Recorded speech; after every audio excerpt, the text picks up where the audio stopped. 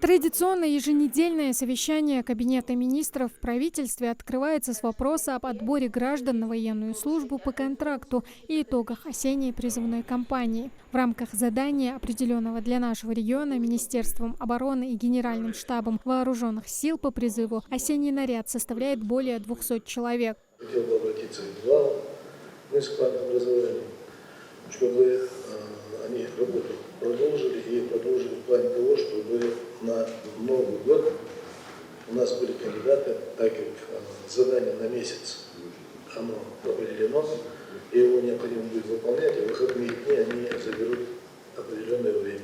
Далее на повестке говорят об освоении федеральных средств в рамках реализации в Ингушетии национальных проектов и федеральных программ. Регион находится в зеленой зоне по исполнению 9 национальных проектов. В 2024 году республика принимает участие в реализации 45 региональных проектов в составе 13 национальных. У нас по нацпроектам подписано на 4 миллиарда 355 миллионов. Это 91,6%.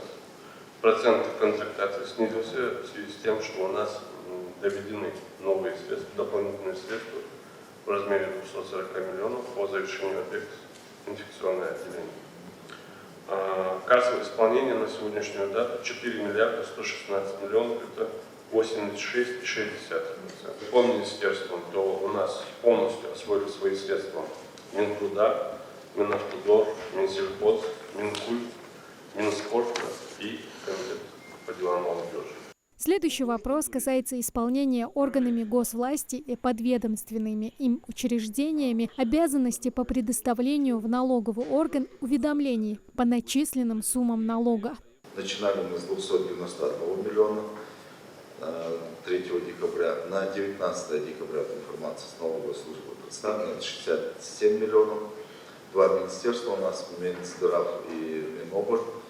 Но хочу отметить, что очень хорошая работа проведена даже этими двумя министерствами. Начало у нас было, то есть Минобр 212 миллионов, сейчас уже 56, более 150 миллионов отработано.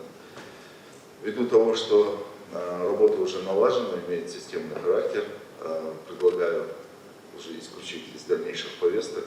По 67 миллионам это те уведомления, которые не прикреплены финансово.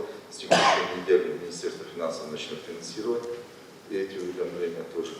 Говорят на совещании и о вопросах, актуальных в преддверии празднования Нового года, о мерах по предотвращению роста цен на продукты питания, об организации общественного транспорта в период выходных и об обеспечении бесперебойного электро-, газа и водоснабжения. В целях бесперебойного работы на территории ГАО «Ингуштранспорт» будет организован резерв транспортных средств в количестве 10 единиц. Общественный транспорт ГАО «Ингуштранспорт» по основным направлениям город Назрань, город Малгобек, город Назрань, город Магаз, город Назрань, город Суджа оформлен в новогоднем стиле. Информация о транспортном обслуживании в новогодние выходные дни, а также контактные номера телефонов, горячие линии доведены на население посредством официального сайта Министерства промышленности и цифрового развития Республики Ингушетия через СМИ и социальные сети. В основном все маршрутные сообщения внутриреспубликанского направления будут работать согласно графику выходного дня. А заканчивается еженедельное совещание, последнее в этом году, награждением памятными медалями в честь столетия ингушской государственности. Тамара Хшагулькова, Султан Магушков, Магаз 24.